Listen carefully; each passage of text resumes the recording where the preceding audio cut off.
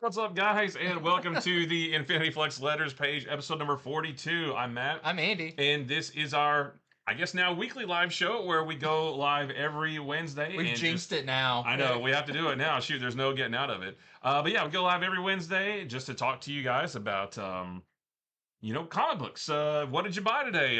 It's the online version of chatting with your buddies at your LCS, and I'm going to do a little bit of window management here real quick. Thank you for doing that, because seeing myself delayed. It's weird, right? It's a very I know we have it down here too, and it's a little strange. But So our StreamYard is still goofed up. We haven't sent an email to fix it yet, so we're live streaming old school style on YouTube, and we're up here on TikTok too. So if anybody sees us looking up there, my phone is right there streaming on the Infinity Flux TikTok account, which you should go follow that too. But this was a kind of a crazy day for nerdy things to be happening. But before we get into that, we're going to start with our pick of the week like we always do. And Andy's got his books. I have my number. I don't have my books here, but I do have my number 2 pick of the week here. Ooh. Because I forgot to buy it earlier. And I'll start with my number 2. My number 2 is Moon Knight, Mark Spector Moon Knight number 2. My number 1 pick of the week was Deathstroke Terminator number 1. And my number 3 is Lobo. So Lobo is still up there as well. But I really like Deathstroke. I love this Moon Knight book. And Lobo is right behind it.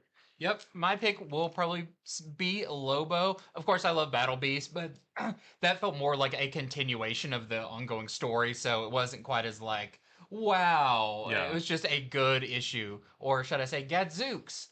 But I will say Lobo. I just had so much fun with this. I think this is off to a great start, and I'm really excited to see more of this series kind of once it gets into its storylines and everything. Well, the solicitation for number 2 is interesting, which number 2 for all of these new Next Level books is on FOC this weekend. The solicitation is interesting because it's written like a press release for like a movie studio would write a press release for a new TV show or a new movie or something. And it talks about, Lobo is gonna, do this. I don't, you'll have to read it and see, but I'll read it on Friday when we talk about our books on FOC. But so that's really cool. And I guess we haven't yet. Are we gonna do the New 52 thing? Well, we haven't read it. I know we haven't read one yet, but are we gonna do that? I feel like with it being us doing this weekly now, I don't know. There's got to be something. We got to be something, and I think this. Or else we're just gonna sit here and look at each other for 45 minutes and be like, I don't know. What do you want to talk about? I don't know. What do you? My idea is, we if you weren't here last week where I talked about it, each episode of our live thing, we talk about one of the new 52 number 1s from 2011. Yeah. And then my further idea was we give it a new 50 woo or a new 50 boo, if we like it or not. So if you would like to see that, let us know, because I think it'd be fun to go back and revisit that. Kind of, it plays into our whole thing of just talking about comics and what we like and what we don't like and everything. So how did we land on New 52?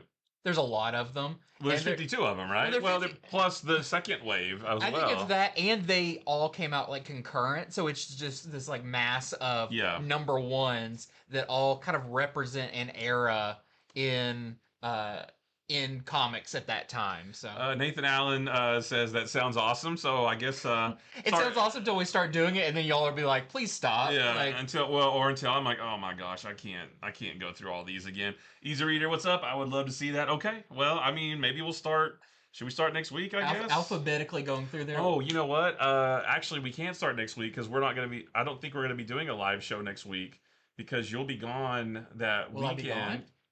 I won't be gone on a Wednesday. No, but we need to do the Friday show. Oh, on Wednesday. Let's do all of them. that's a lot.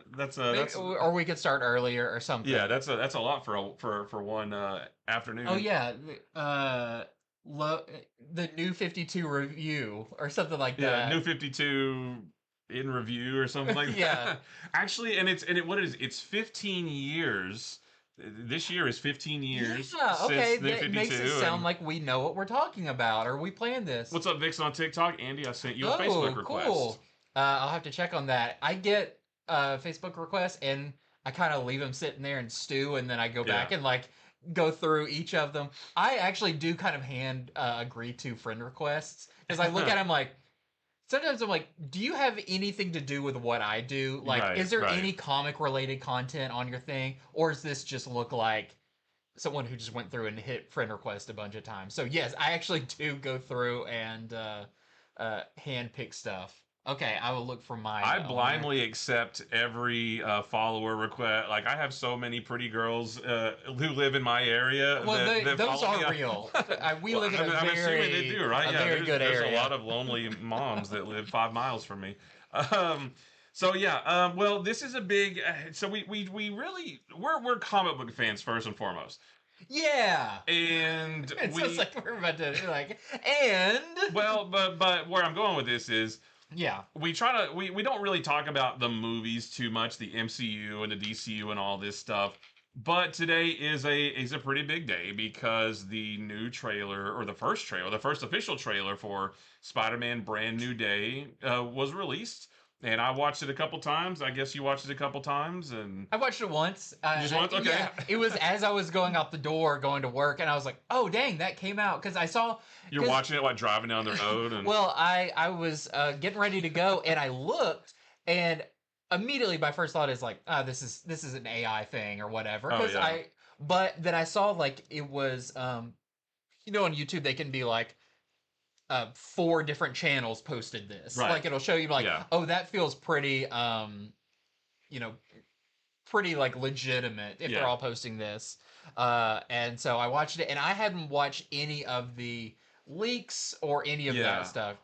The leaked one was not the same as this one. Right. There were like elements of it, but it makes me wonder: was that a leak and they changed it? It was probably was just AI, Yeah. and they got a few things right, but it was different. Uh, Arkham over on TikTok says you still have Battle Beasts. I'm coming over Friday. Yes, we do still have some Battle Beasts in stock. Do you think we will by Friday? I think so. Yeah. You check the website, Arkham. Yeah. The website is pretty well in sync with what's in the store. So before you come in on or Arkham, go ahead and get on the website now. And you can order, you can purchase a copy of Battle Beast right now, and just choose in-store pickup, and then you can come by Friday and just pick it up Yeah. and already paid for And it. you'll Yeah, feel like you're getting it for free. yeah, right. I Because know, you'll right? already forget that you paid for it. I know because if you paid for it in the past, if you're not paying for it right now, then you're saving money. Yeah, Yeah. exactly. So yeah, you can buy it right now and just do in-store pickup and yeah, grab it up on Friday. Freakies, would you two ever be critical of books on a show? For the most part, you only talk positive, which is fine. But is there anything about a comic or comics in general that you don't like? So that's a great question. We can talk about that. Yeah. So we read, gosh, a couple dozen books every week, right? Mhm. Or every weekend, right? There are so many that we don't care for. But our role is not to, even though we say it's like a review show, it's more of a preview show on Monday, where our goal is to provide you with information about what this book is about. Even if there's a book that we don't like, our job is to give you information about that book so that you can then decide if it sounds interesting to you and then you can pick it up or not. Just because we don't like it doesn't mean that you won't. So I liken it to like sportscasters. I, I'm sure they all have their favorite team, Yeah. right? And if they're broadcasting, if they're announcing their game or their favorite team is playing, and their favorite team is losing horribly, they still have to be neutral and say, "Oh, the quarterback for the other team is, doing really well. He's thrown for 300 yards or something." So I think you we, turn rather than like opinionated, because we will like really tell you when we like oh something. yeah, When it comes to things we don't like, we'll be more factual. Like this is what this is about. This is, the characters that appear in it. This is it's we'll kind of shy away from like more opinion at that point. That's more about just information when it gets yeah, to that. And if there is something that we read that we really don't like, we just choose not to talk about on the show. There's times where we'll read something and be like, I really don't have anything to say about this, yeah, and we won't feature it. Now, if it's a big book, like a big number one Yeah, or like some big something? Marvel number one. Even there's plenty of those that we don't care for either. Like we didn't really like X-Men United number one, Yeah. but it's a big Marvel book. People want to know about it, so we still provided information. We'll try to maybe pick out little like individual things that we do like. Oh, like I like the artwork, or this one scene was cool. But Yeah, if you watched our review of X-Men United number one, I mean, I'm pretty sure I just said like I didn't love this. yeah, I'm not gonna be, but like on the other hand, I'm not gonna be hateful, and I'm not going to like tear something down, yeah, because I know that there's gonna be people out there who do really like it, and I don't want to act like they're wrong because they feel sure, that way. yeah, It's just how I feel, yeah. but also I don't want my negative opinion to influence somebody away from something if maybe it is something they would like. Yeah, I would never want to dissuade somebody from checking out a book that they want to check out. Um, Maybe they check it out and then they don't like it either, but I don't want to be. I do want to influence people to pick up books that I think they'll like, but I don't want to turn people off from a book if they want to check it out for themselves. So yeah, there's plenty. Like neither of us like Ultimate X-Men at all. Like I don't. Neither of us like Youngblood. I think the new Youngblood is Speak for yourself. well, I think the new Youngblood is, let's just say, not a good book in the least. But when it comes time to talk about it, we still have to provide information. So, yeah, like you said, you can tell the ones that we really like because we're a little bit more excited about it, and Like we'll then go on too long about them. right. But if there's one that we don't like, maybe we won't be as excited about it, and you can kind of tell that way. But I'll never forget the retailer up in Massachusetts. I think his name was Glenn something. This was back in like 2021 or something, and he went on a viral clip. He's a retailer, right? And he owns a shop. And there was a clip where he was talking about how crappy all the books are. And I'm like, how you're trying to sell these to people and you're telling them how crappy it is. Yeah. We'll never do that, right? Because One, we don't think that. we don't feel that way, right? And we just want you to make that decision. We shouldn't be making that decision for you. So Yeah. that was a really long-winded answer, but yeah, there's plenty of books that we don't like, and but that doesn't mean that you won't like them. So Yeah. we're impartial that way. And I get that question a lot too about like my own TikTok videos and stuff. Oh, you like everything, you never say negative, you're never negative about anything. I just don't want to spend time talking about things I don't Time or like. energy. Yeah, I would rather just spend my time talking about the things that I do like. So it's not that I like everything. I just choose to spend my time only talking about things that I like and just disregarding the stuff I don't like. It's just Yeah. it's not worth it. You just let it, you know, shark filter feed through you. Just Yeah. it goes out the other side, and we keep swimming. Vixen on TikTok says, I really want that Spider-Man number one. I guess the Amazing Fantasy number one I think with we a have Stanley signature. we have a Spider-Man number one. Amazing Spider-Man number one. Has that been posted? I don't know. We haven't. I haven't posted the video of it Because yet. you did that. I did the one. video. I did yeah. Amazing Fantasy 15, Yeah. and you did Spider-Man number one. I think the Spider-Man number one is also signed by Stan Lee. Right. So it might be featured on the website or something. Vixen, you can have you can No you one's can, stopping you from getting you can it. buy them both. Yeah, Amazing Fantasy with Stan Lee. Yeah. That can be yours for just a few tens of thousands of dollars. I mean, nobody's Let's do both. Yeah, Yeah, honestly, just toss. I'll Yeah. get them both. There's It's a, no there's a biggie. layaway plan, interest free for 90 days. Yeah, you can go grab it right now. The Amazing Fantasy's not on the website, but shoot us an email and we'll sell it to you right now. Yeah. I will get it. Well, it's not here, but I'll find it and I'll send it to you and you can send me a check. Easy Reader says, what do you think of the Spider-Man trailer? Yeah, so that's what we were maybe going to touch on for a bit. Who is the villain that jumps into people? So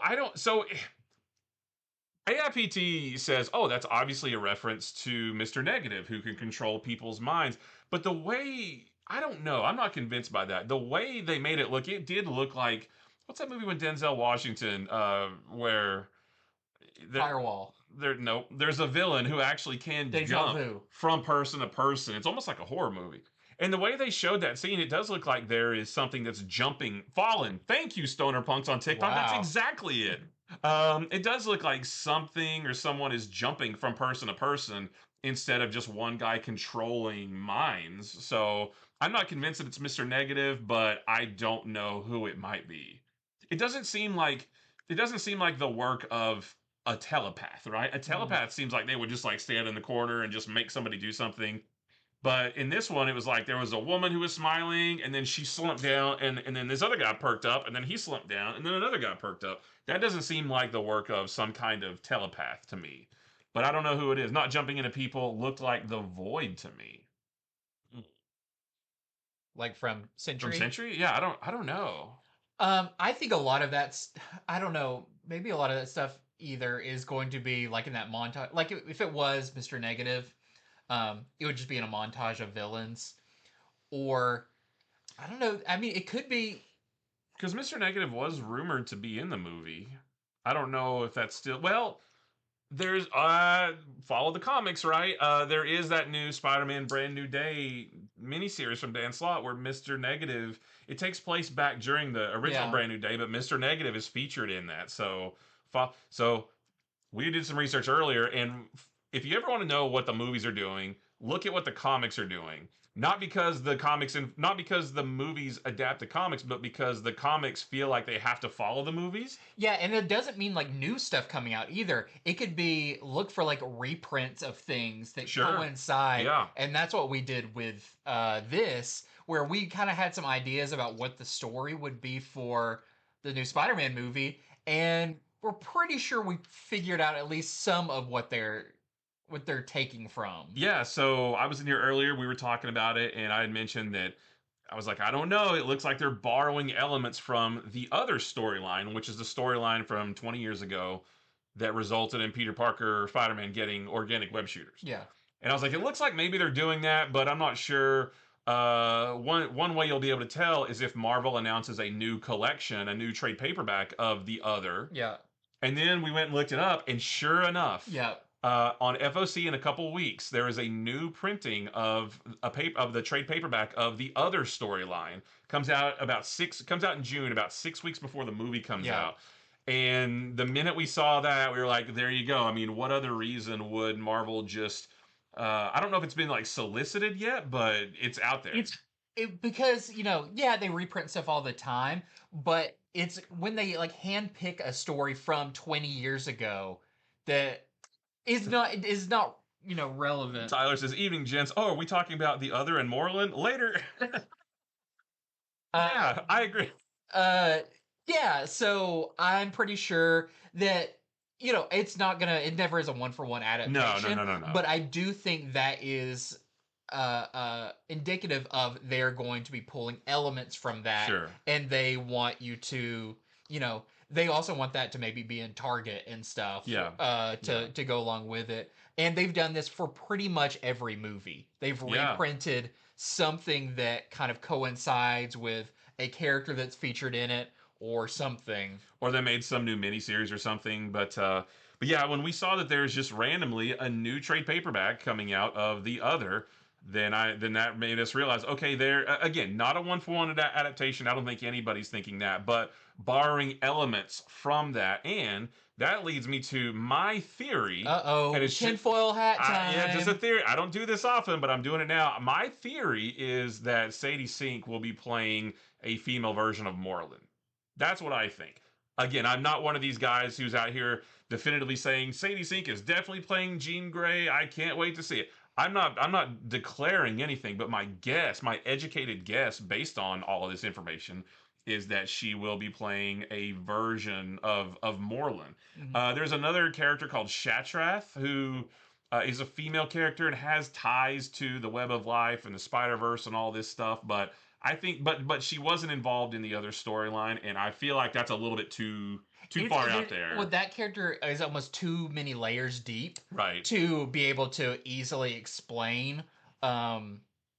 Because it kind of takes a roundabout trip through like Moreland and all those characters to get to that character. It's too complicated. So I do think, yeah, there's a good chance that she is going to be Moreland to kind of give their own spin on it. Yeah. Which could be really cool. I still think Tyler says Moreland will be a body hopping entity. I don't know, maybe. it could be, yeah. That feeds off of the people that it's in. Could be something. Yeah. I don't know. But it's interesting. The tone of the movie feels more in line with that kind of story. Yep. Than it does, the kind of like teen stories of the previous ones. So that's just that's our theory right now. If we end up being wrong, that's fine. I don't mind being wrong. This is why I don't theory craft much. This is why I don't really enjoy talking about the movies all that much. Other than, after we saw a movie, maybe talking about what we thought about it. But I don't like speculating on upcoming movies.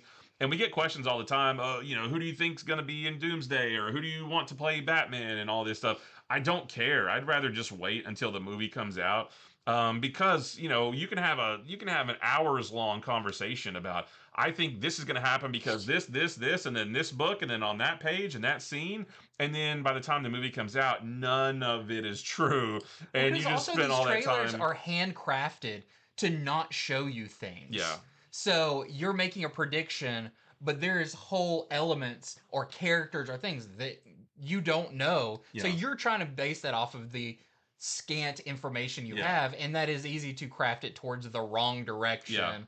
Yeah, Um, especially nowadays where they literally put, they take characters out. yeah, they take characters out, or they'll insert things. I'll never forget the scene from the Infinity War trailer, where Hulk and Captain America running through the forest, and Hulk was never in that movie. They Yeah. put that in there on purpose to throw people off. So, and I like that they're doing that, but that makes it not worth my Well, time to try there's the to. scene in this where it looks like Spider-Man's doing his like slingshot thing in the top of the roof, but he's not. He gets jerked up with it, and it could easily be that when it shows him flying up, they took Hulk out of him like pulling his Oh web in or yeah, whatever, because it looks more like Spider-Man surprised that it yeah. worked and stuff. So So yeah, there's no telling. I mean, yeah, but like I said, I don't like speculating or theory crafting, because it's just, you can think yourself in circles. But with this one time, I was like, wait a minute, it does seem like the pieces are kind of falling into place to go this way. But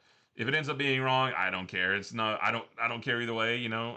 Lost track of the day. Happy Wednesday, Guillotine Aficionado. How you doing? Thanks for being here. yeah, Yeah. we know So we're getting a mini series coming up that by Jonathan Hickman yep, and one of the Kuberts, Adam Kubert. Adam Kubert, Yeah. that is Spider-Man, Hulk, and Punisher.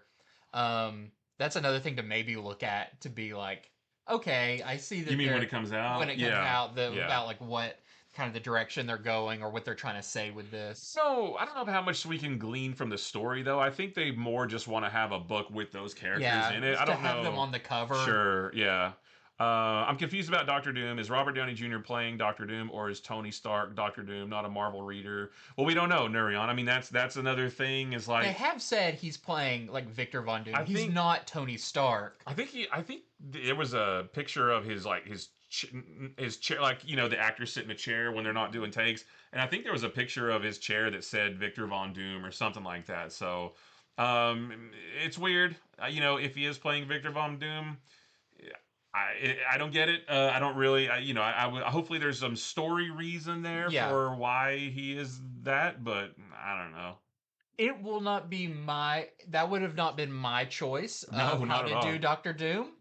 But it's a choice they made, and we'll have to see how it goes. Yeah, I'll never judge anything until I've seen the movie, because I lived. I was 10 years old in 1990 or 1989, or 9 years old in 1988 when they announced Michael Keaton as Batman. Yeah. And Michael Keaton, he's a comedian. He can't be Batman, right? And then you see, so I'll never judge anything until I've seen it. Robert Downey Jr. as Doctor Doom seems really, really weird. Who knows? Maybe the movie comes out. Maybe he's the most menacing thing ever, and it's like, this is great. I don't know. So I'm just gonna watch the movie, and we'll see after that. What if he's in it for like 2 minutes?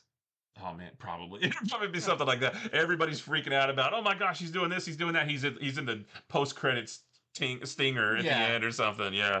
Andy, Invincible season 4. Simple thumbs up or down. I know you've watched it. I haven't watched it. I haven't either. Not yet. I haven't watched it. I wanted to make sure that I could like enjoy it, Yeah. and knowing I had to go to work. I didn't want to start something and be worried like, okay, if this is this long, this is this Yeah. long, then it leads right up to yeah. So I didn't want to do that. I wanted it to be like after work I can enjoy it. Yeah. You don't have to be looking at the clock. Yeah, that's miserable. Yeah, I haven't watched it either. My son and I are gonna watch at least one of the episodes. How many dropped? Two? 3. Three? Yeah. Okay.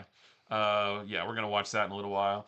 Looks like the trailer has done its job in piquing our curiosity. Exactly, and that's what trailers are supposed to do. It No, they're gets supposed to tell me the whole right. Some movie. people feel that way. I can't, here's the thing It's though. so funny when people get mad that it didn't It show didn't show, something. yeah. It's like, And man, they get mad when the trailer lies about something or the director lies about something that then is actually true in the movie because hey, guess what? They don't want to reveal all the secrets. yeah. Oh, they asked him a question on the red carpet and they said this character wasn't in it. Yeah. It's like, okay, is it like everyone has to figure out the perfect question to ask them because they can't lie? Yeah. That drives So me they're crazy. gonna give it away. Yeah.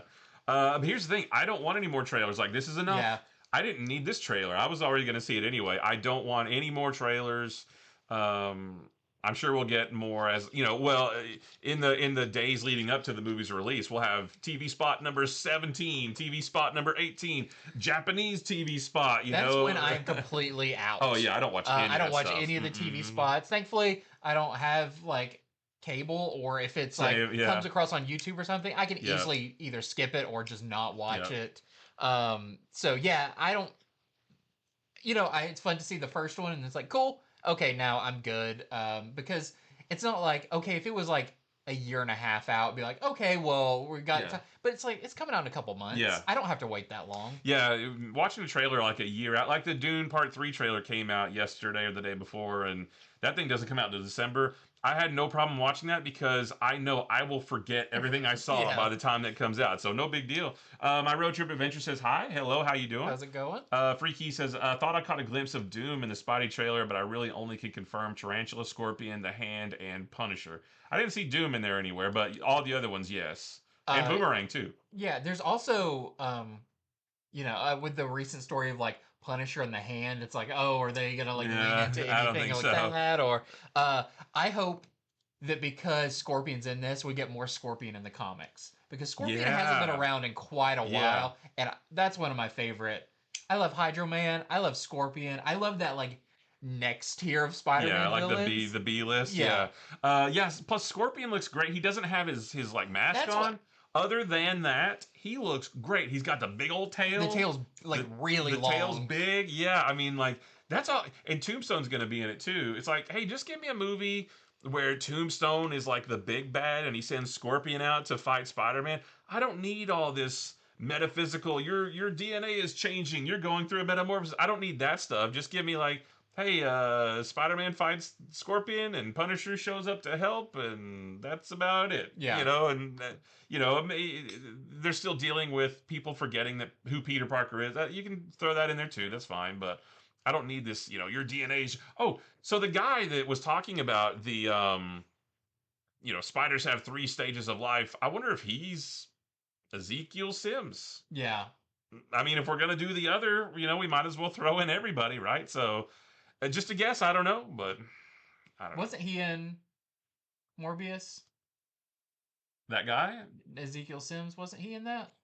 I don't think so. Was it? Oh, Oh, maybe. I thought he was. Or one of those, or Madam Web. No, not Matt. I just watched part of that. It was on.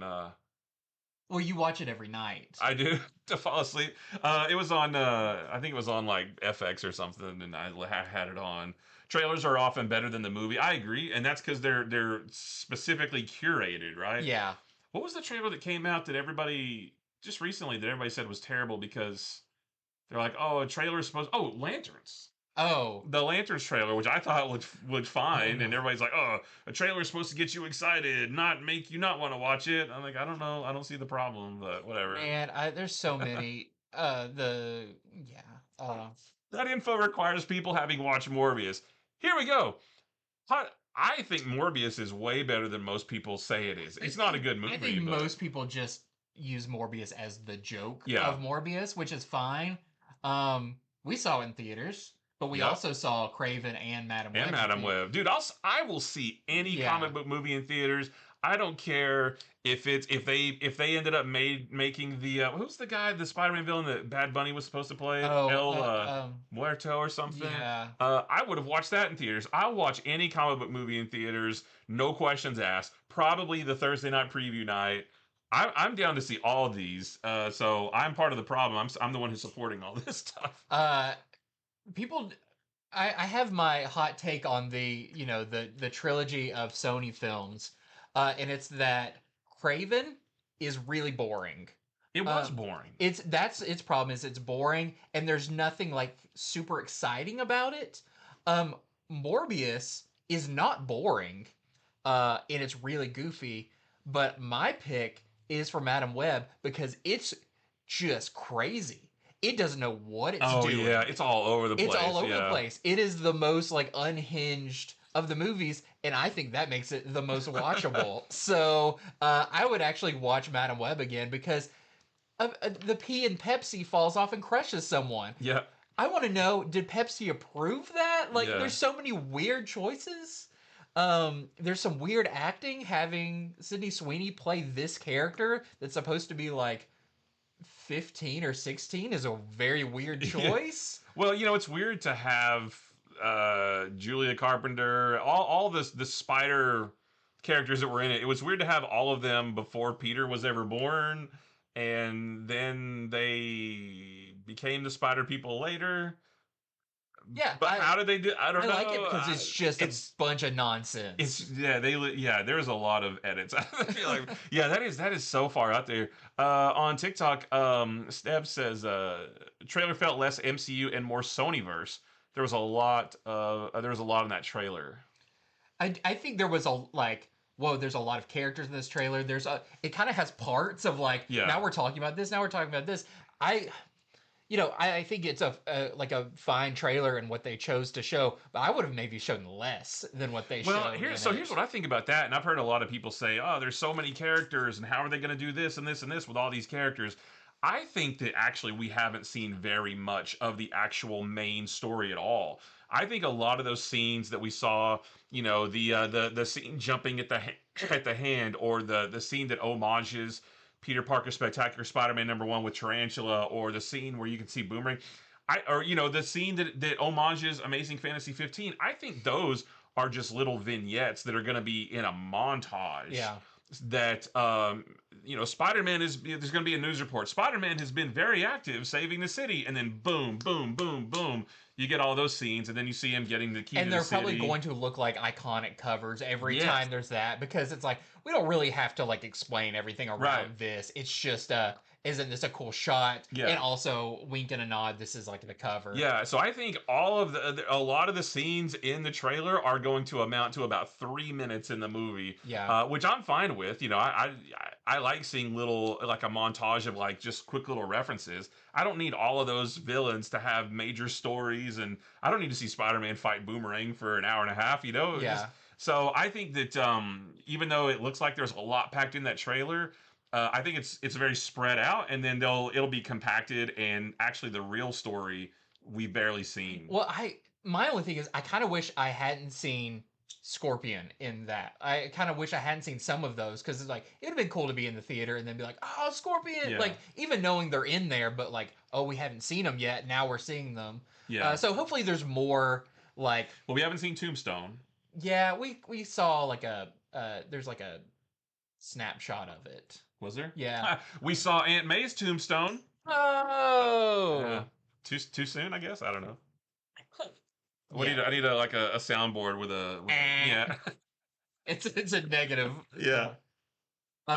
Question for you both: do you have a favorite current cover artist? And this is different than interior artists. Yeah, because my first thought went to Dan Mora because he's my favorite artist working currently. And he does great covers. But if you're talking about, I mean, you've got guys like Art Germ and Derek Chu and David Nakayama and Mark Brooks. Kyung Eom is doing some really cool covers. I don't know if I can pick one between them. Maybe Dan Panosian has been doing some Dan really good Panosian's been killing Wolverine and Deathstroke covers. I feel like maybe, or In Hyuk Lee does a lot of good ones. Ken Lashley does a lot of good ones. Andy Dugan is the best cover artist. That's not true. I struggle with covers often. Easy Reader says Panosian. He's up there for sure. Yeah, and that's the funny thing too is like, of course Panosian's up there because he's like one of the like higher tier like Yeah. second wave image creators. Jorge Corona is another Corona does some one. really good Yeah. ones. Also like Daniel Warren Johnson does great interiors, does Yeah. their great covers. I get a lot of Adam Hughes covers because I just think they're Right. really Yeah. fun. Yeah. Um, I'm trying to think of like the Superman, Spider-Man, or Spider-Man, Superman. Like which Yeah. of those really stuck out? Clayton Crane does a lot of covers. I would say out of the more like realism artists, I do lean like Mark Brooks on a lot. I just think he Yeah. has like very rich colors and interesting. Like I really like David Nakayama. I wish they would do more than just like the color block ones because Yeah. his older stuff that's Yeah. that stuff like Jenny Frizen back Rose when Besh. yeah, oh, I love Rose Besh and a lot of it comes down to like their coloring too really Yeah. stands out. But there's a lot of artists that like their best covers are like when they first started getting cover work, and then their later stuff they're just kind of like doing what they're like, oh, do one like this, do one like Yeah. this, Yeah. but you miss out on some of like the more interesting ones. I feel like maybe mine is a toss up between Derek Chu, In Hyuk Lee, and Art Germ, I guess, Hmm. because those are always every. I feel like every time I see one, like, oh, that looks great. It's one of those three Yeah. guys. I don't know that I can pick between them, but and then of course Mark Brooks, Dan Panosian. I mean, J. yeah, Scott Campbell yeah, when he's on point is great. Um, there's so many great cover artists right now. Um, Libra Mayho. oh my gosh. Um, Those freaking that's the best thing about Amazing Spider-Man right now is those those amazing visions. yeah.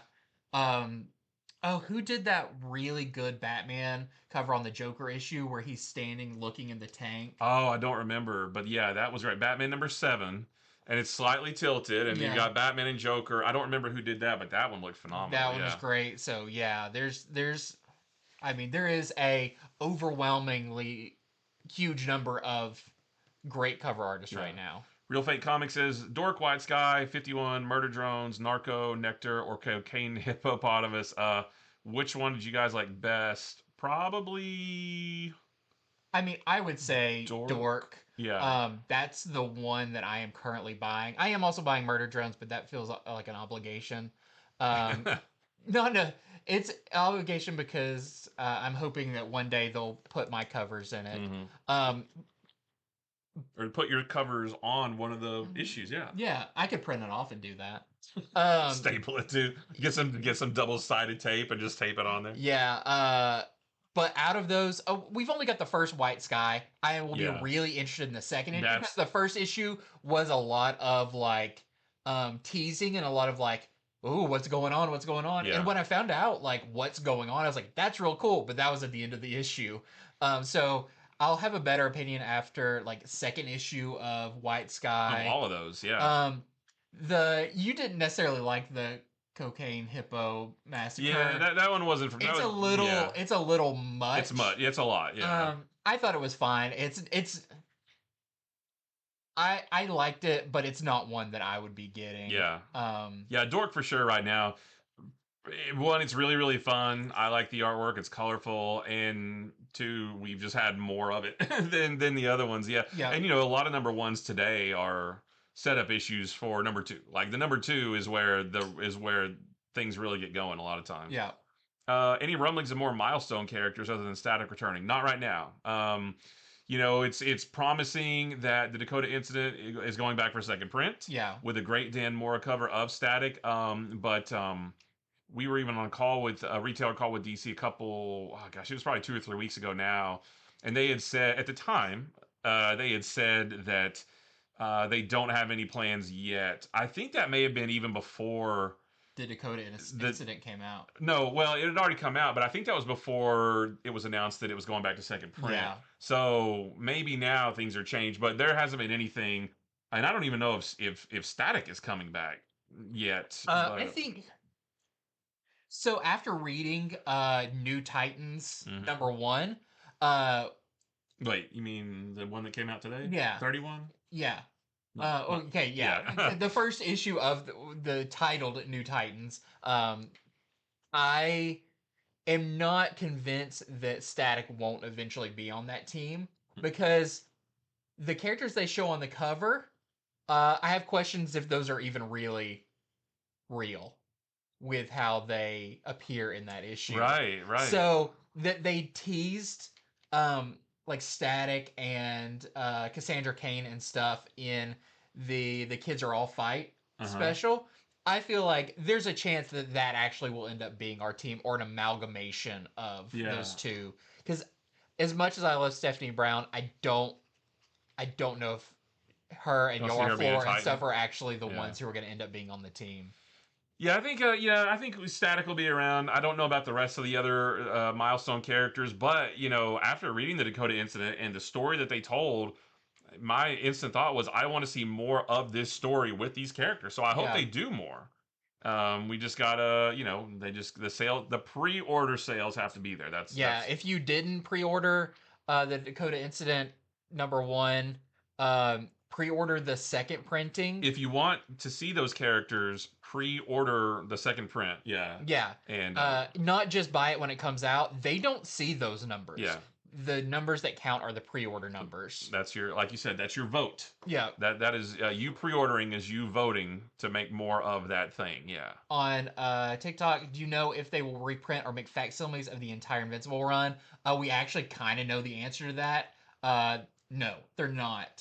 They said someone brought up in a retailer call, "Hey, are you going to do a thing like Walking Dead Deluxe and Oh reprint the yeah. entire series?" And they said, "We really like Kirkman said we really don't have a plan to do that right now." Walking Dead was interesting because you were colorizing it. That Yeah. kind of made it the deluxe.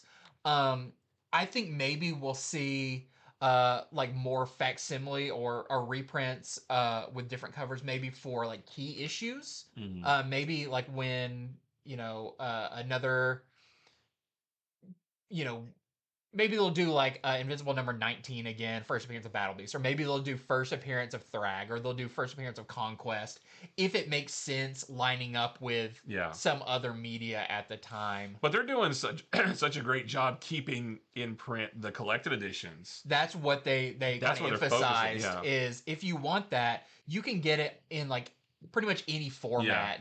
6 issue. They're still doing the Ultimate collections. They're doing the compendiums. They're doing an omnibus that still is not out yet, but Right. I've got it Comes out pre-ordered. soon, I Yeah, think, like in the next month or so. Yeah. yeah. So it's not like yeah. I wish they would reprint, do like Walking Dead Deluxe, do every issue. And give me like variant covers for that because I have every issue of Invincible, but I would buy it again with different covers. But but if that's something you really want, I mean, creators listen. Like, let them know. Yeah. Over on YouTube, Jason says, "Did you guys find out if Ghost Pepper is done at 12 issues?" I don't know. I thought maybe he's going to be done at 10 issues. It feels like they're building towards a finale pretty Yeah, quick, but I'm not sure it could also just be the finale of this first of story, this first first story arc volume or or something. volume Yeah. 2 or whatever. Yeah. How cool was Deathstroke? Just finished it. What's your favorite Deathstroke run? Yeah, Deathstroke is my pick of the week. I thought it was awesome. I like I'm an old school Deathstroke guy. I like the orange Buccaneer boots and the purple and the blue and the orange. I like, he had a decent run in the '90s. I've got the omnibus of Yeah. that I really like. There was a Superman showed up there in a little bit. I like that stuff. You love the Liefeld run, the New 52 Liefeld run. Sure.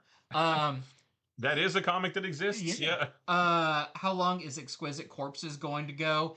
They just announced that it's so it's 13 issues, yeah. but they have announced a season 2 for it. Oh, I hadn't seen that. Yeah, There's okay. going to be a season 2, so it's probably going to be like Nice House on the Lake, where it's like, yeah, that's a kind of a thing, and then now Nice House by the Sea is another thing, but they're all it's essentially the continuation of it. Yeah, maybe it's a new separate books, but they're the same thing. Or maybe like a new game with new killers in it. I don't know. They'll call it like even more exquisite corpses or exquisite bodies or something.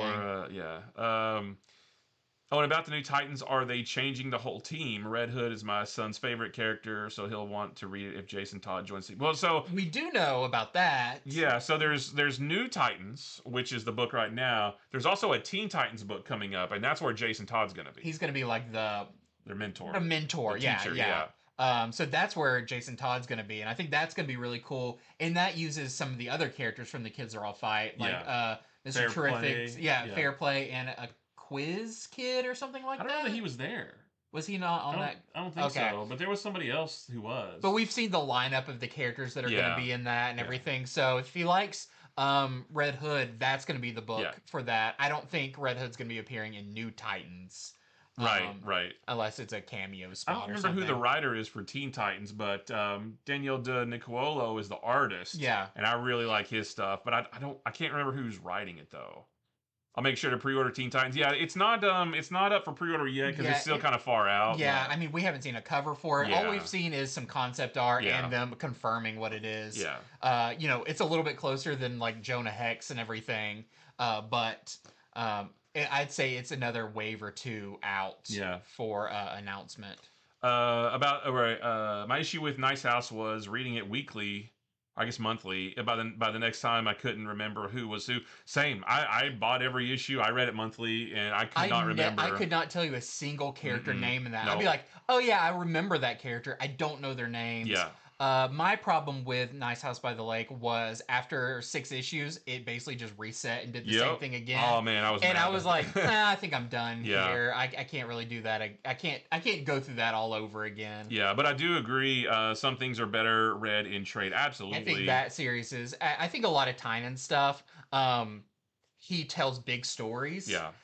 And so, like Exquisite Corpses, you have some really great issues, and some that aren't as exciting. But you realize these are the little calm moments between the big hits, and you kind of need that. Yeah. It just feels a little bit weirder in a periodical form Yeah. rather than a graphic novel. Great question. I want to talk about. Stickman13 says, if you're a digital reader, do pre-order still count on Amazon or something? No. And that's not. That seems like And it's that's unfair. not cool. It's not cool. It seems unfair because it seems like so basically, pre-order numbers through physical comic book stores are pretty much the only barometer that publishers use right now, which seems completely unfair. It should be pre-order numbers. Obviously, there's no way for them to get numbers about how many copies we sell off of our shelf here. That's fine, but I really honestly feel like they should count digital sales, right? Because that's so easy to get that data from Amazon, If Comixology, they allow whatever. it, I know some places, some big companies don't reveal. Like Amazon. Yeah, they won't even tell the company what their numbers are because that's their business. I just feel like that should, they should negotiate that to be Yeah. like, listen, we're going to put our product on your platform. We want to know how much it's selling, right? And I feel like they should count number of reads on subscription services like Yeah. DC Universe Infinite. How many people completed the issue, Yeah. like got all the way through it, or what's the reading time on it? Yeah. How much time have people spent with a certain book? Yeah, so the answer is no. None of that data counts, but it should, and I honestly feel like it's unfair. Yeah. Because so many people don't have a comic shop, but are still reading these and other methods. How come you're not taking those folks into account? Yeah. That's completely unfair. Pre-orders and FOC stats really don't feel like good metrics for success. I mean, it's only a piece of the pie. Right. It's one slice of the pie. Yeah, you can look and see. Oh, sweet, 100,000 people pre-ordered the new Lobo #1. Great. But how many more people are going to buy it on Comixology or read it on the app? Like they're completely ignoring that. But that's a whole other set of readers that you're just not paying attention to. Yeah, I know a little bit behind the scenes about Comixology and all of that, and yeah, creators don't know much about their own book. That's because that's a like Amazon guarded thing. I hate Amazon so bad. Oh my gosh. Oh, Amazon is just like the worst. But yeah, so that's why we really push like I feel like when we talk about pre-ordering, it comes across as like retailer hat on, and it is, but it's also because like when we were talking about Firestorm #1, we've read it and they've said like, hey, if sales are really good, or Jeff Lemire said, there is the chance it could be picked up for an ongoing. Mm-hmm. And we're like, yeah, like we want that, but the pre-order numbers have to be there because those are the real sales numbers. To the publishers it is. Yeah, those are they don't get our sales numbers, like how many we sell to individuals. It's the sales numbers of the store purchasing from the distributor. Yeah. and that's what matters. And so when we say like pre-order this, I said on the show earlier that we did, like, that's you casting your vote for a book. Now it's one that you haven't read yet, but that's kind of the pickle we're all in of like, or when people are like kind of specking on a book and they're like, oh, you don't have this. It's like, no, but if you pre-ordered it, you got it, because we're all in that boat. We all haven't read the book yet for the Yeah. most part. So yeah, it's a little bit of blind faith on that you're going to enjoy the book, but that's kind of your. Well, and it's only blind faith. You pre-order the first issue, you don't like it, you don't pre-order again. No big Yeah. deal. So it's fairly low risk. Yeah. Yeah. So it's a bummer that they don't look at more data, because there's a lot more data out there that they're just ignoring. And you're a data hog. I love data. Yeah. I look at data. Yeah. Yeah, Freakies, have you been able to read the new Superman Spider-Man yet? Yeah, we've read a handful of stories. Yeah. Not the whole issue. We've read the main story. We've read the Uncle Ben and Pa Kent. Paul Kent Yeah, we story. read the Superboy Prime Black Suit Spider-Man story, and the Carnage Jimmy Olsen one. So Yeah. 4. And they're really fun. Like that main story from Mark Waid and Jorge Jimenez, it feels so classic. There's It no also feels so natural. Yeah. It feels like, oh yeah, it does seem like these characters just exist in the same world. Yep. Yeah, it's great. They don't bother trying to explain how they're together in the same world, because it doesn't matter, right? They're just there. Peter and Clark know that each other are Spider-Man and Superman, and it's just like, oh, this is the way it's always been, Yeah. And it's so much fun. There's nothing crazy. It's not crazy like the Grant Morrison story was. It's just a fun. It feels Characters like aren't like merging and Nope. doing all this stuff. It's just two heroes fighting 2 villains, and that's it. Yeah, That's all you need. it's fun to see Superman fighting Doc Ock and Spider-Man fighting Brainiac. Yeah. And there is a way that they can do that. Yes. That doesn't feel like, isn't Superman just gonna knock Doc Ock's He's gonna head tie his off? arms in a knot and throw him in the sun. Yeah. Yeah, so there is explanation for that, but it is like what we always say, like, I feel like when we say like comics are meant to be fun, there's comics that do other stuff. There's a mouse and stuff that they're there to kind of make a point or tell you something. But for like the in general comics, stuff like that, you want to read something, you want to walk away being like, wow, I enjoyed reading that. Yep. That is what this is. Yeah. And he says, thanks, I'll pick it up now. They do know each other already from prior stories. Sure, but this doesn't necessarily connect to those. Yeah. It's just a story. There was an interview with Mark Waid on the Word Balloon podcast where they asked, like, so are you going to see the meeting? And Mark Waid's like, no, because that's not interesting. You're right. We know that Yeah. it feels like a speed bump you got to get over to get to the fun stuff. He's like, well, then I'm just ignoring that. I'm just saying they know each other. They exist in the same world, I guess. It doesn't matter. Let's just get into the fun. Yeah. And That's all I want. I think that's great. Like, sure, your headcanon can say it's because they met in the original one. Yeah. Or who cares? It doesn't really feel like a Silver Age comic. It feels more like a comic from the 80s, right? Yeah. It feels like you're taking your superpowers Superman figure and your Secret Wars Spider-Man figure, and you're just mixing them together. You're a 6-year-old kid. You don't care what universe they're in. You're just getting your action figures. You're playing with them. It's very bright. The artwork is great. It's very, it's not grim and gritty. It's just fun. It's fun man. seeing those characters interact. Yeah, it's fun. Like, what happens because Superman can get across the city faster than Spider-Man? Well, let's see what they gotta do to get there. Just like, fun things that you want to see are in that. And that's gonna be great when people get to read it. CLS Rock says, "Did you guys read Mask yet?" Dan Waters and Pipar. We got a one per, or what was it? It was one per store, or the Ash Can or something. Ash Can, yeah. And I didn't get to see it because I want to say it got sold before I it wasn't colored, and I don't think it had any dialogue in it. So it was very bare bones. It was very bare bones, and it wasn't even the full thing. Yeah. It was like part of the issue, and then some like concept art and stuff in the back. So I read that one. I did what the most you could do with is just look at it. Yeah. But it looks really cool. I'm excited about that. I'm excited. We're gonna be on a retailer call tomorrow Mm-hmm. with Robert Kirkman and the Energon Universe Yeah, the team, Skybound the guys. Yeah. Skybound. So we're gonna be hearing more about that. So we're gonna get even more excited about the stuff to come and all of that. Also think we're probably gonna get something in Free Comic Book Day in the Energon Universe Oh, right, book. right, right. It Yeah. feels only natural that this has already been announced. We'll get. I'm sure some of the mass characters will appear in that. Yeah, so I'm super excited. I'm an '80s kid. I loved Mask back in the day, so I'm crazy excited about this. What's up, WD Paris? Have you guys considered doing a pick of the week, one for each show? Yeah, we start every live show with that. My pick was Deathstroke. And my pick was Lobo. Yeah, so we always do a pick of the week at the beginning. How do these retailers calls work? Can you ask some questions? You can. Yeah, absolutely. Yeah, it's not like a What's up, Carlos on TikTok? How you doing?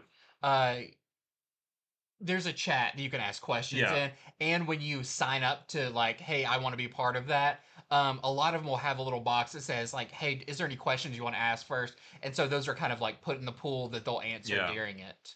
Yeah, it's neat. I mean, it's just a Zoom call, and whichever creators are on there, whichever from the publisher, they're on there, and there's a ton of retailers on. It's not just like a one-on-one call with us. I mean, I think that DC call, I think there was like 70 something retailers on the call, which, and the point is to convey information to retailers about things that are coming up. A lot of it, a lot of times they do say, this isn't public yet. Please do not share this information, Yeah. but they're giving retailers that information so that retailers can make more informed decisions about what comics to order. Yeah. They can start, in very casually informing their customers about what's coming. No, no spoilers, obviously, because we are sworn to secrecy on some things, but it's just a way to give retailers a heads up on what's coming, because the retailers are the ones selling this stuff, right? So we have to Yeah. know about some things. I do really wish people could experience, especially a Skybound one with Yeah. Kirkman. He's great. He's so great. He's so transparent. And so, like, he'll be talking to me like, I probably shouldn't be saying this, but this Yeah. is going to happen in this next Yeah. issue. Like, we knew stuff about Battle Beast before issue 1 came out about what hasn't even happened yet in Battle Beast. Yeah. He's like, "Oh yeah, and then this is going to happen. I shouldn't tell you this, but this is going to come in here." And it was like, "Oh, cool." Yeah, he's fun. Kirkman, see, the word that I think of when I think of him, especially on these calls, he's very unbothered. He doesn't care, He's just like, he's like, we're doing all this awesome stuff. I'll tell you whatever you want. I don't really care either way. That's the funny thing about Kirkman is, and I was having a discussion with somebody earlier about who knows Robert Kirkman. Was talking about like Walking Dead 75, when you have the backup story by Ryan Otley where the aliens come into it. Yeah. And it's one of the things of like, everyone else takes his stuff more serious than he does. Right. He's just like, yeah, I'll do something goofy. I don't care. Yeah. Like, if it's fun, whatever. And at this point, he's Robert Kirkman. What are they going to do? I mean, when it comes to his own stuff, the stuff that's within Skybound, obviously he's not going to, like, if he has other industry secrets, he's not spilling the beans. I think he has once or twice, but he's with told us stuff about the shows too. Yeah. Oh, right. Yeah. But with the Skybound stuff, yeah, he's just very, very unbothered. Carlos on TikTok says we're getting Superman, Spider-Man soon. That's right. Next week. Yep. Next Comes week. out next week. It's great. You guys think Kirkman will do a Battle Beast TV show after he finally finishes Invincible?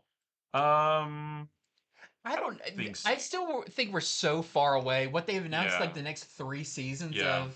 of Invincible. I could see a special presentation like the Adam Eve one they did. Maybe. I could see a Battle Beast one that maybe covers like the first story arc of this, or just a completely new story or something. I would love to see more of those like special presentation or Invincible Presents Adam Eve. Yeah.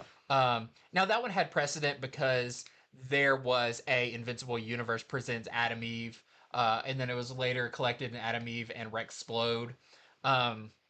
So it was kind of adapting a thing that already existed. Yeah. That way. So I could see them doing like Invincible Universe Presents Battle Beast. That's like, what's he been up to? Yeah. especially before he comes back into Yeah. the stuff to have a bigger role Yeah. later on in the series. Oh, and another thing about the, somebody asked about how do the retailer calls work. So, like I said, it's a bunch of retailers and whoever from the publisher on a Zoom call. And honestly, it's basically just like it's a PowerPoint presentation. I mean, more or less, which sounds boring, but they're talking about cool comic books, right? So it's you don't mind, It's a but little like less it's not like there's all these rehearsed. bells and whistles. It's just like here, go to the next slide, and they'll show some covers, they'll show some interior artwork, but that's it. I mean, it's no. Yeah, I do think the difference though is with a PowerPoint, you think of like a business guy up there, like Oh, going right, point yeah. by point. It's not like They're that. very Yeah, like they're like, okay, like Robert, do you have anything to say about this? yeah, And I'll be like, yeah. When I came up with this yeah, idea, you'll get some more behind the scenes stuff. That's the stuff I really enjoy. Is like the what was the thought behind this yeah, or all of yeah, that. yeah. They're fun. Yeah, I always enjoy them. Mostly DC and Skybound do though. Like those are like the Yeah, main for the ones. most part. Yeah, Marvel doesn't do them at all. Yeah, DC and Skybound, but they do them pretty much every month now. They're trying to get on a schedule where they do them every month, Yeah. so we're constantly getting like new information about things coming. I wasn't able to be on the last DC one, but I got the highlights from you. And yeah, depending on what book they're talking about, they'll have those creators there Mm-hmm. talking about Yeah, it. So the last one had Jeff Lemire on there yeah. talking about Firestorm. Firestorm, and it's always like a fun like, oh, who's gonna be on this one? Yeah. Superman Spider-Man is $8.99, but we do get extra pages, so justified, I guess. Yes. I think it's pretty big. Well, so the main story is 22 pages. It's the main story is a full-length comic, and then you get what is it like 5 backup stories, and the Yeah. ones that we've read already are about 5 pages They're each. not like little like you single page little Yeah, things. It's like no, they're stories. there's a lot of meat on that bone. Yeah. It's not just like a few pages of each story here and there. Like, you're getting a full length comic in the main story, and then a whole bunch of other That's stuff. what I do like that there's like a kind of an A story Yeah. that does get a chance to breathe rather Mhm. than like, oh, we've got 15 short stories. I Yeah. think there's one that we can kind of, is the one that we focus on. And then the other ones are more like fun team up little Yeah, stories. I'm very excited. CLS Rock says, I love Kirkman. Lots of people had issues with Transformers 30 because they took the prime title away from Optimus. Yeah, I saw a lot of negativity about that, but it's a story. I mean, it's not like this is going to be the forever status quo. Yeah. It's like it's the same people who, when Captain America said "Hail Hydra," they're like, "Oh my gosh, they're ruining Captain America." No, they're telling a story, and Yeah. at the end of that story, things will go back to the way they were, right? So it's nothing to get worked up about. The story is like what is this going to be like while Optimus is not Prime, and how does he get it back? Yeah. Right? I mean, That's I always think of like, okay, what's the alternative? You don't do anything ever. ever Yeah. because that's not how it's supposed to be. Okay, then you're just like staring at a poster of like, this is the characters and we can't do anything Yeah. that changes anything. It's like, oh, every issue, the Autobots fight the Decepticons. Well, guess what? I grew up with that cartoon, and every episode was the same, Same right? thing. So this is fine. Yeah, take big swings. I would rather someone take a big swing and miss than not take a big Yeah. swing. And this is hitting. Like it was a cool issue. Yeah. I'm interested to see what this means for all of it. And it was really cool that the issue of GI Joe that came out today lines up with that. Yeah. It wasn't disjointed because honestly, if it had been a Marvel book, it probably would have been like, Captain America's not Captain America anymore, and then in the next issue of some other book, oh wait, he's still Captain America over here. But no, these books they gel with each other. Yeah. So. Yeah, I really like that issue. I really like this issue of GI Joe. And yeah, let them tell a story, or Yeah. like when Doc Ock became Spider-Man, Yeah. and Dan Slott said, "Yep, this is it. I made Forever, this yeah. is it forever." And then when it was over, he was like, "No, things revert back to pretty much Yeah. their base versions of Now, themselves." sometimes they do to a fault, right? Like that one of the criticisms of comics is they can never evolve Yeah. ever, right? And so you do have to try to find that happy medium. Like, maybe you should have let Bucky stay Captain America, or maybe Maybe Steve Rogers doesn't need to be Captain America anymore, and it can just be Sam Wilson all the time, and maybe Dick Grayson can be Batman Mhm. forever from here on out, and Bruce Wayne can retire. So sometimes it is a little frustrating that comics can't evolve or progress. But sometimes with stuff like this, it's like, yeah, I mean, there's no way that Optimus isn't going to be a Prime again, right? Yeah, the So toys come say on, Optimus right? Prime. It's Yeah, hard to, yeah. to get too far away from that. Um, I mean, do you really? Yeah, I mean, I wanted to ask these people, like, do you really think Optimus is never going to be a Prime again? Come on, I mean, yeah, it's freaking Optimus Prime. Miles still has his sword. We don't talk about the Venom sword, Vixen. We don't. That's that's an off limits topic. yeah. That we don't. Yeah, that'll get you banned. We don't talk about Miles' Venom sword, the dumbest thing in comics. Yeah. Yeah, so I don't know. They tell stories, things change, things revert back to normal. Sometimes for better, sometimes for worse. I would have loved it if Bucky had stayed Captain America and Steve Rogers stayed director of Shield. That was awesome. And Yeah. that would have been a great natural progression for both of those characters. We didn't get that. Fine, whatever. It doesn't matter. Might be a dumb question, but is Mark Spector selling well? This is like his fourth relaunch. Um, What's it? is it selling well here? So uh, yeah, it sells like. I bought one just a little while ago. I forgot to buy it earlier today, so I bought this. So yeah, that's the funny thing about it. I think a lot of people think something's not selling well because it gets these new number ones. That's more of a Marvel thing Yeah. of wanting more number ones to get small boosts in sales. But I would say Moon Knight actually has the most consistent sales over this long of a period than pretty much any other character. Amazing Spider-Man does this. It's Mm-mm. because the big story arc. Oh, that one's over. It drops down. It gets up. But Moon Knight for here sells really well. Like it's a very solid number. It doesn't like shoot up super high and then drop really low. It's consistent. I think that is the best thing. Yeah. And I wouldn't see it as getting canceled. I don't think it's ever been It's canceled. it's Marvel, smacking the bottom of the ketchup bottle trying to get one more dropout, right? It's they're just trying to juice it a little bit. Yeah, these are not yeah, it's not because it's getting canceled, it's because they want that temporary Yeah. shot in the arm of a number one. Okay, we'll get the five people who get it because it's a Yeah. number one. They want that dopamine hit. That's what it is. Yeah. Yeah, they want that dopamine hit. So yeah. Which it's frustrating though because we were talking about the other day. I love Jed McKay's Moon Knight. It's been my favorite run of Moon Knight ever, and it is frustrating. All the reboots have been frustrating because I would love to say, dude, we're on issue 60 of a fantastic run of Moon Knight from Jed McKay. Like this is one of the best runs ever. 60 issues. It's frustrating to not be able to say that, but still good. I love it. Yeah. Yeah, I think it almost makes it more confusing. We were talking about this. It's like I would really have to think about the order that they come Uh in. huh. If someone's like, "I read this, where do I read next?" I'd be like, "Let me look it up," because I don't remember if Fist of Khonshu was Yeah, I next don't remember the or titles. all that. So it's a little annoying. If they're gonna do that, I wish that like underneath the number, I wish they would put volume 4.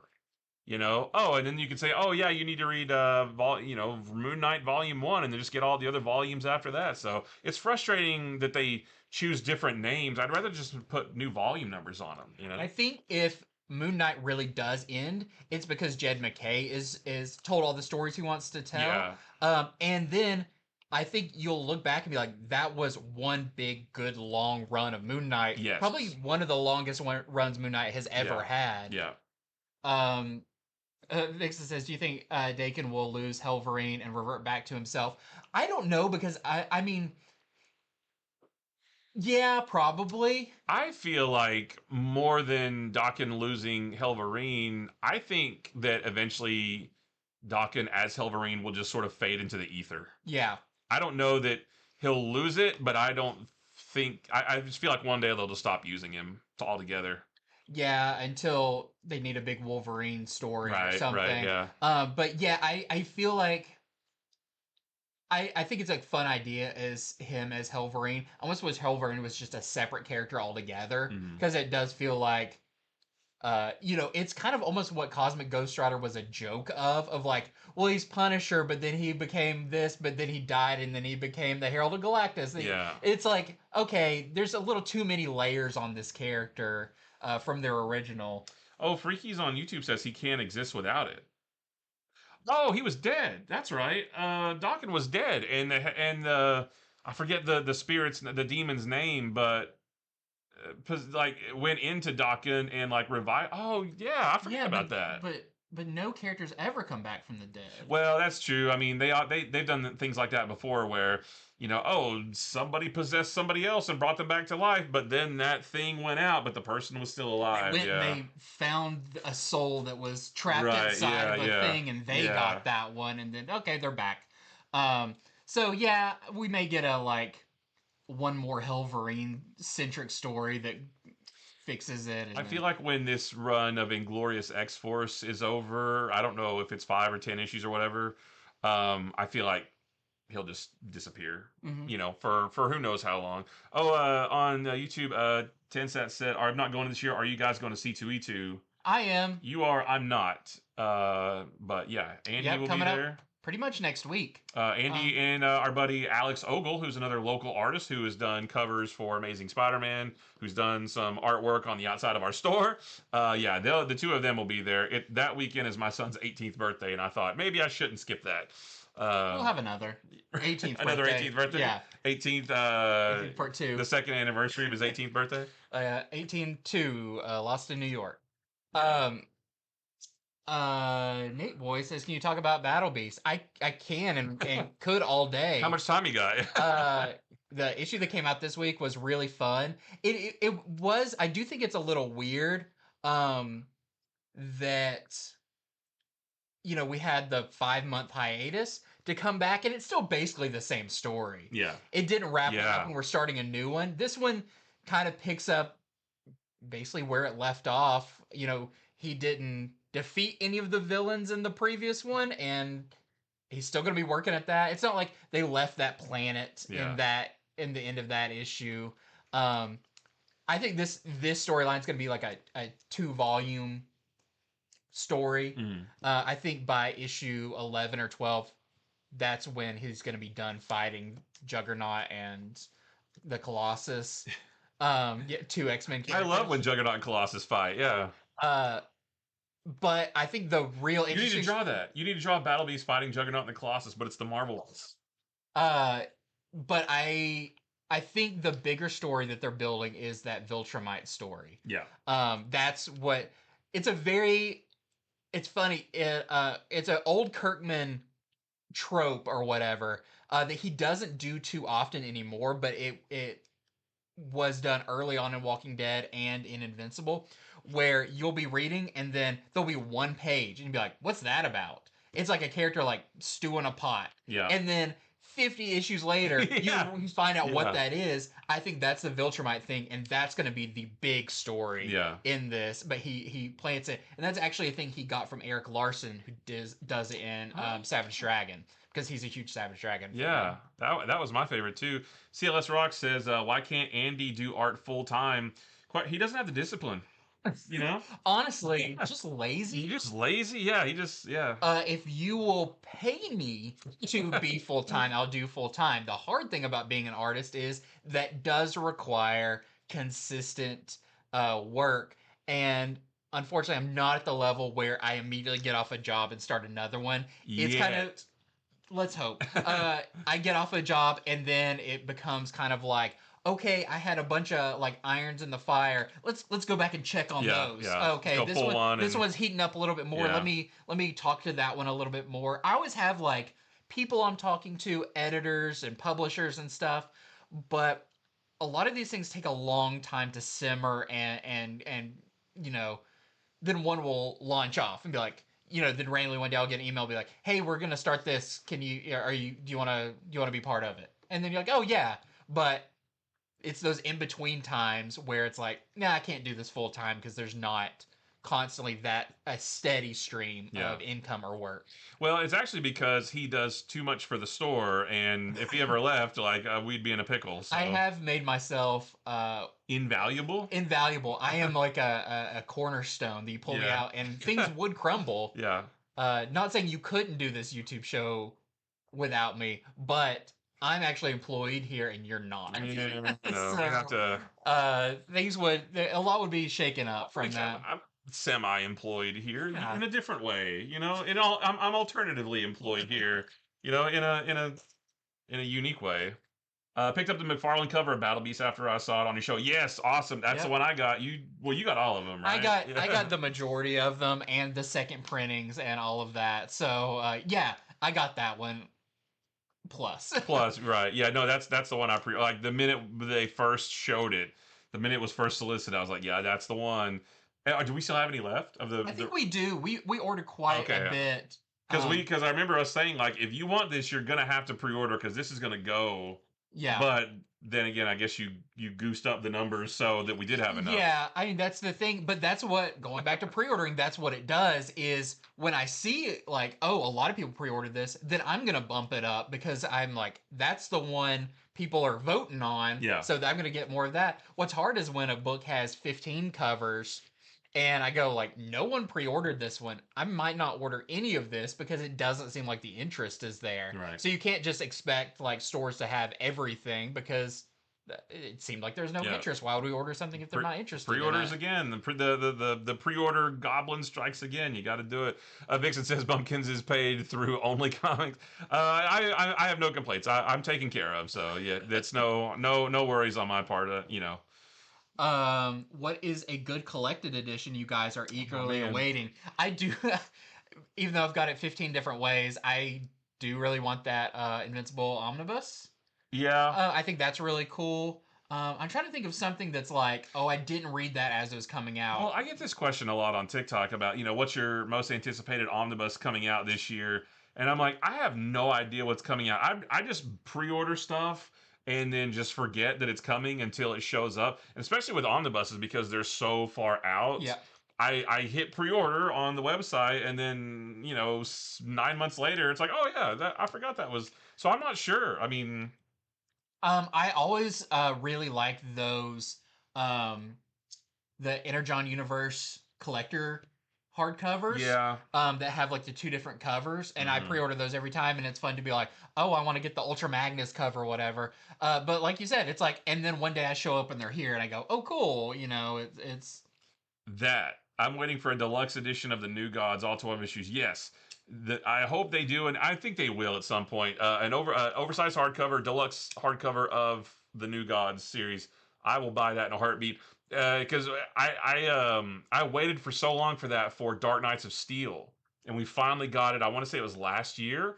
Whereas before it was just a couple of trades or whatever, and I was like, nope, I'm gonna hold out, and I'm glad I did because that Dark Knights of Steel is great, and I think the same thing will happen for New Gods eventually, but I don't know when. but then the new Dark Knights of Steel book is coming out, Yeah, and then you gotta wait a really long time to get the next I know, big right? deluxe one. Well, I'll still read them, but Do you think there will be an absolute editions of the absolute line? How much is DC doing absolute editions anymore? Is that still a thing? Oh yeah, Okay. yeah, they're still coming out. I don't remember. They do like them one at a time. It's Well, not like like, they announce like a big.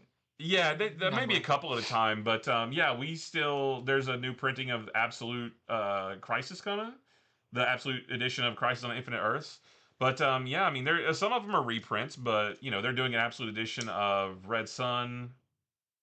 Yeah, some reprints, but yeah, they're still putting them out, but not as much as like any other type of Yeah, collected I mean edition. they're kind of for a certain kind of collector or someone who like that's their favorite story and they will Yeah. get it in this format. Well, like when I got the Absolute edition of Justice, which is one of my favorite DC stories, or New Frontier, which is one of my other ones, I was like, I have to own those in that format, even though I already own them in another format. Those are like the best stories ever, and I had to have it in the biggest and best. The Absolute edition of Absolute would be Absolute Squared, yeah.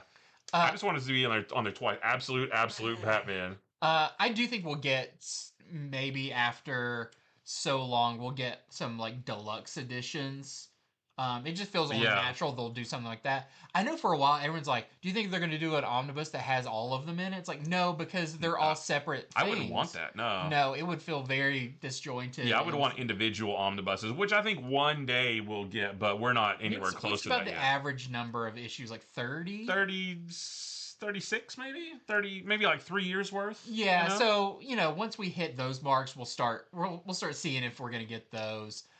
It'll be great if they do like a deluxe edition of Martian Manhunter because it's gonna be Yeah. 12 Hmm. issues. So that'll be a nice size if they want to do a oversized hardcover, which I think there is a chance with the sales of it. Yeah. Like But deluxe edition hardcovers and things like that. I think we'll probably get deluxe edition hardcovers before omnibuses or anything yeah, like that, because there's already enough to make some of those across all the different lines. yep. And I'll probably get them all, because I'm a sucker. I got the individual issues. I've got just the regular size hardcovers that they've been putting out, and I'll probably do more. How about you guys think Absolute Green Arrow is going to be? I don't know, man. I mean, I I'll have to see think with the shirt off. right.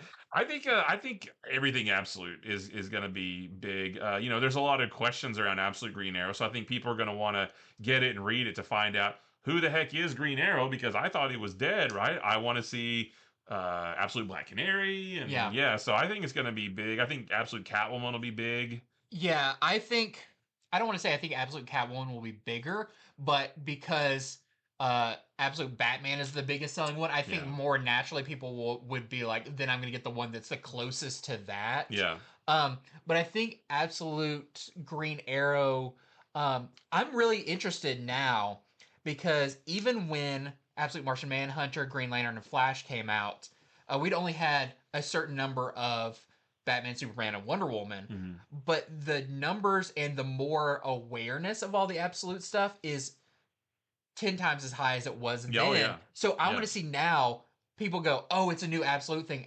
I'm absolutely going to get yeah. it. I think that'll be interesting to see. Um, I Because think that people are going to be less timid to try right. out an absolute book now. Plus, a lot of new Absolutes brought in a lot of new readers, so Yes. those new readers can be like, "Oh, I can get on the ground floor of a new Absolute book instead of having to, go back later. This is a new one. I wasn't reading when all the last number ones came out, but I am now, and now there's another one, so I'm going to grab It's those." amazing. I feel like we always go back to talking about the absolute books because they're such a like we haven't had something like this since maybe the original Ultimates, like Ultimate Spider-Man, that brought in new readers, but that was a different landscape for the market at the time. I feel like the most, if you're trying to think of the most recent, I think maybe it was the New 52. Because that was Yeah, such a huge shift, and everybody thought they could get in on the ground floor, and everybody wanted to see new versions of these characters. this is just more finely tuned Oh, than I'm that. not saying the New Yeah, 52 was really well done, but I'm just saying like it got a lot of eyeballs. yeah. It piqued a lot of interest. So I don't know if this far into it also you had as many people coming in. And I was right, gonna say it was crazy. Even today, they are still putting out reprints of Absolute Batman and the other Absolute yep, books. I had people today get every copy because they said, "Oh, I got in late and I'm catching up and I want to have all the issues." Um, one is crazy because you would think, oh, you just get the collected edition, but no, yeah, these are books people want to own yep, individually. And I had multiple people. I had someone get completely caught up on Absolute Martian Manhunter. I had people come in and be like, I missed the Arkham special. Now there's a new printing of that. I made a display last week that had Absolute Batman 1 through like 13 or whatever they reprinted. That's almost completely wiped out because people are coming in who either heard about it.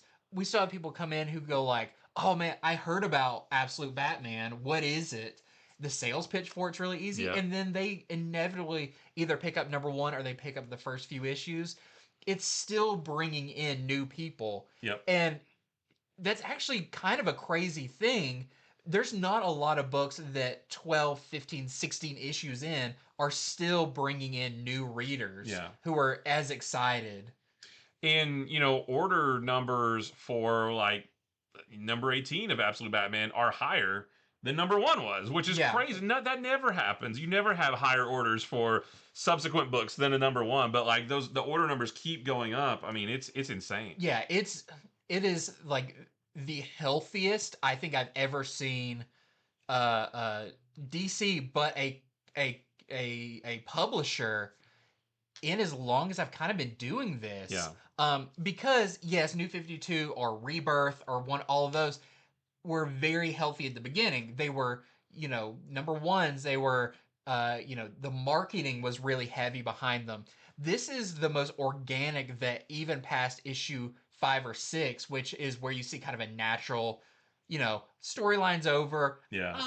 I liked it. I didn't like it. Whatever. I'm gonna make my decision about it. That the momentum is still revving up. Now it's not like the vertical that it was after issue like 3 or 4 of Absolute Batman, but it is still on an incline. It's still climbing, and yeah. that is crazy. And it's really smart too. I mean, I know they're a business and they're wanting to make money, but it's also smart of DC to keep those single issues available so that people like the person today can actually buy them instead of being like, oh well, yeah, they're not printing number 1 and 2 anymore. You'll have to go get the trade. Not that the trade or the hardcover is bad. I'm a collected editions guy. But for the people who want those single issues, they can still get them, which is crazy. I mean, usually this far in, you're out of luck unless you can find back issues. It feels like sometimes, you don't need to do it with every book, have all the printings, everything. But sometimes, especially when it's something as hot as these titles, if you stop doing the single issues, it basically, like, to some people feels like you're closing a door on them, being like, okay, well, the ship sailed, you can get it this other way. Yeah, you can take this other boat, Yeah. But this feels like you're saying, no, you're not. You can be just as caught up as everyone else. You are still part of this. Although it is more cost effective to get the trades, if you're wanting to save some money, But people want single issues, and that's fine. We had the guy, I think it was last week, the guy who said he liked Superboy Prime. He bought both trades of Absolute Batman because he had heard how crazy it was. I don't know if at the time we had all the reprints, so it was better for him to get the trades because that was what was more available at the time. But I mean, it's crazy. This is a really interesting thing. I feel like the Absolute line may go down as the demarcation of the new modern age. I think if anything right now could chisel out a new age of comics, if Absolute keeps going the way it is, it could be, the next thing that you say, well, this era started with Absolute Batman number 1. Now, that's a big thing to say, but what made the Silver Age was Barry Allen as Flash. Yep. It wasn't a huge line-wide reboot. It wasn't all that. Yeah, Cheek says, I completely agree over here on YouTube, yeah. Yeah, it was a remastering, a retelling of a character for a modern audience. And that's what Absolute Batman is. It is not that different from Flash number 1 with Barry Allen stepping into, or Showcase, or what, Showcase number 4. Showcase, and then going on to, and it did the same thing. It revitalized Flash. The next thing they did, you brought in Green Lantern. You brought in, all the way up to like way later, but like John Byrne redoing Superman. It was kind of a demarcation line of like, this is where comics shifted to a noticeable degree. Yeah, and Freakies on YouTube says for DC, sure, but I could see this for overall because even though it's DC doing it, it is bringing new readers into the shop and it's making people more aware of the indies, which we're seeing a surge in those right now. Of course, it's a lot of speculation, sure, but it's the Absolute stuff is bringing eyeballs, and Marvel's having their problems or whatever, but there is still this electricity just around the industry in general. Like I said, Marvel's not doing so great, but that's just one piece of the pie. But the overall industry, there's an electricity there. Yeah, and it almost doesn't have anything to do with sales of one company or another. It's a point where comics shifted. Yeah. And something kind of unlocked for them, and I think the Absolute books have done that in a way that we haven't seen something.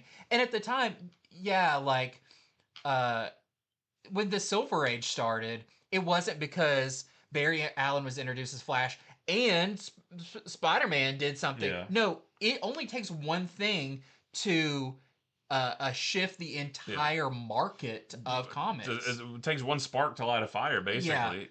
I love that. Yeah, yeah, Steve. May go down as a demarcation of the new modern age. I had never ever thought about that, but I love that. That's amazing. now it takes kind of a rallying behind it. Energon as well for licensed properties contributes as well. Yeah, I mean, and if you want to Ultimates, the new Ultimate line with Marvel had a lot of heat at the Yeah. beginning. It's fizzled out, but you're right. I mean, every time I listen to podcasts and stuff, with retailers and writers and stuff, and they're always talking. They always mention it's like the Great Trinity: Absolute, Energon, and Ultimate. And Turtles. Scott Snyder Turtles? always brings Yeah. up Ninja Turtles. Yeah, he but, loves turtles. Yeah. but yeah, it's more of a macro than micro level. You take a step back and say, like, what have we seen? Well, Ultimate Spider-Man brought a lot of people in to stores. Yeah, it didn't quite have the longevity, even though Ultimate Spider-Man was the one that stayed Yeah. the healthiest of Yeah, numbers, and yeah. it is crazy that they ended it. Right. But it all worked as a gear piece, even though maybe the absolutes were the main gear turning everything. They all, shifted in that way, and I think that's a really cool thing. Now, is it big enough to say this is the new modern age? Yeah. I don't know that. I feel like once we decided those, we said there can't be any more new names for things. Everything now is just modern.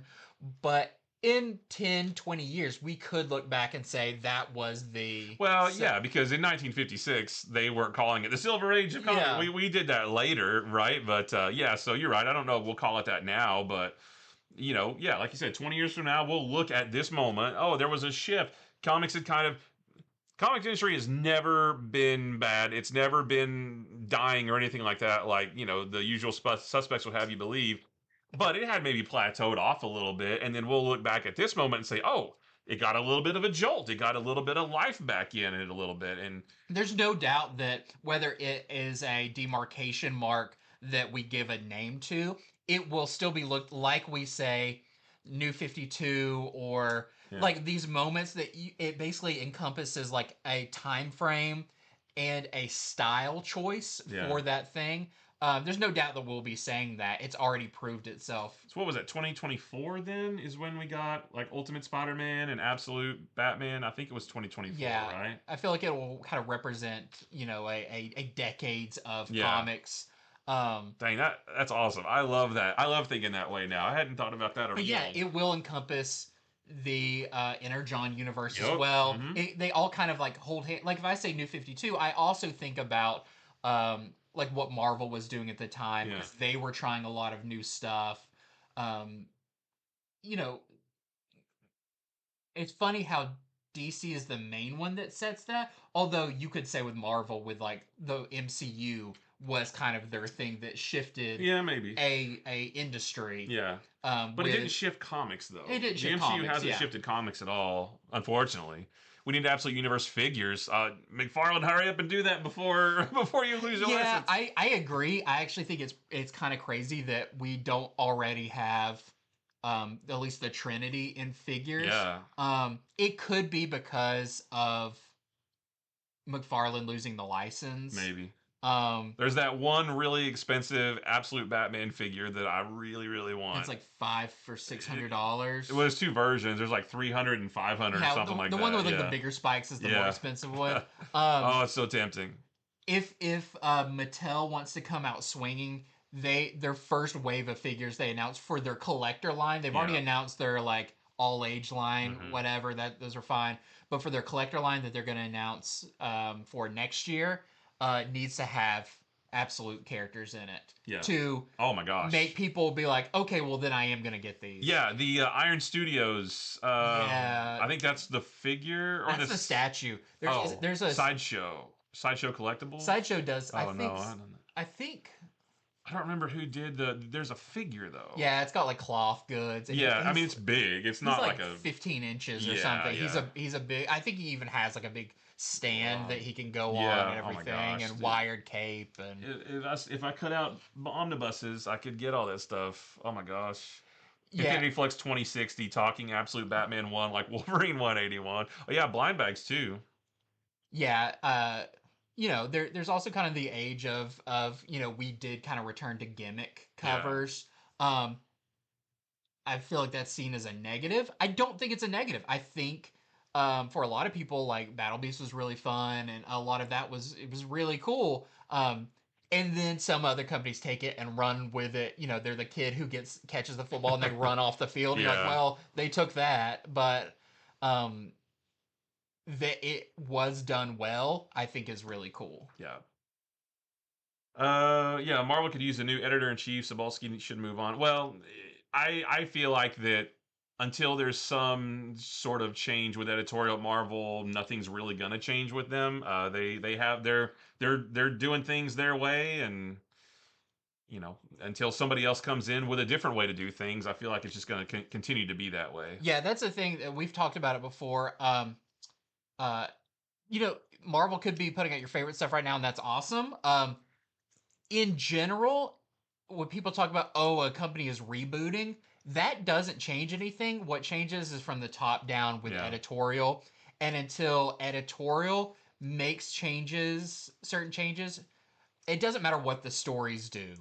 It's all about higher ups. And I think with DC and All In and Absolute and everything, that is a lot to do with Scott Snyder, Joshua Yeah. Williamson, and Marie Javis Javis. Yeah. Javis Yeah. coming in and allowing creators to do Yeah. things. I think the best thing an editor can do is be there for guidance, but to encourage their creators and not dictate what they should be doing. Yeah, we I think we said this on our Monday show, but on one we've heard from several on these retailer calls that we're on. We've heard from more than one writer on, the new Next Level books or some of the current like All In books.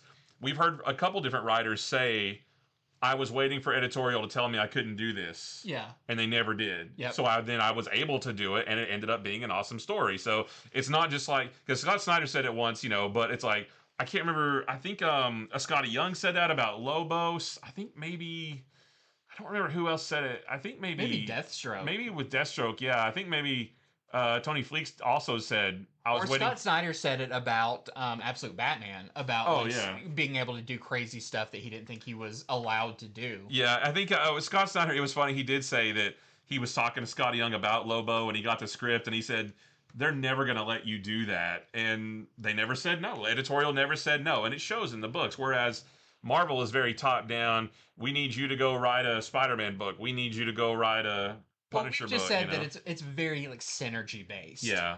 It's the movies and everything. Like the movies kind of more dictate what the comics do than vice versa. Yeah. And maybe that worked for a little bit. It doesn't necessarily work, at least in sales. Um, in hindsight. Yeah. Now, hopefully that won't be the case for forever, and we're not, bashing on Marvel because again, they had one of our favorite books of last year with Fantastic Four, Oh my and gosh, we're loving I love Fantastic a lot of stuff they're doing. But it's kind of more of a once again a macro level about, renumberings and miniseries and stuff that feel a little bit more upper management driven rather than creative driven. Yeah. Why change when Marvel can just do more number ones when they sell like hotcakes? No wonder they won't change when the consumer keeps buying it. Can't wait for another Moon Knight number one of the year from now. I mean, you're not wrong. I mean, you're not wrong, but not every Marvel number one sells especially gangbusters. Yeah. There is a lot of times there's a Marvel number one, and they'll hype it for a while, but when the numbers come in, people are kind of, like we said, voting with their dollars and stuff and being like, I'm good. Thanks. I got these over here. I like this book. I'm reading Fantastic Four and I'm liking it. Maybe I don't need this other thing. Yeah. So yeah, it's very interesting how these publishers work. Yeah. Well, guys, it's about 8 o'clock. We probably should be heading out. I've got a kid at home waiting for me to do something about dinner. So, but yeah, this is a great conversation. We appreciate you guys hanging out. I feel like these live streams have gotten a little bit bigger over the last few weeks, and they're super duper fun to do. So we'll try to get our StreamYard back so that we can have Put more the bells and comments up whistles and and stuff. stuff. Yeah, oh, because I'd love to be able to hit these comments to put them up on the screen. But we thank you guys so much for spending your new comic book day evening with us. We are about to post a video, our top 10 comics pre-order in a flash. That's over here. We'll do that in just a minute. We will be back on Friday with our Comics from the Future video, talking about all of the books that you can pre-order this weekend. And remember, pre-orders are super duper important. Next week is another huge week. We'll be having a bunch of awesome books to talk about next Monday on our preview show. And then we'll be back. Well, I'm not sure if we'll be able to do a live show next Wednesday. We'll see. We'll have to figure that one out. Because I'm going to be out of town, it's kind of shaking up our schedule a little bit. Yeah, because Andy's going to be out of town the following weekend, so we may need to do a video early, so that might take up the time. But the new 52 review, we'll figure that out too. Yeah. We've got to put together our alphabetical list. Yeah. You got to get the paddles ready. New 50. Maybe action is first. I don't know if anything comes before action in New 52. I don't think so. A hawk and dove. But Animal Man, you know. Ooh, Animal Man would be up there, and that run of Animal Man is fantastic. I've never read it.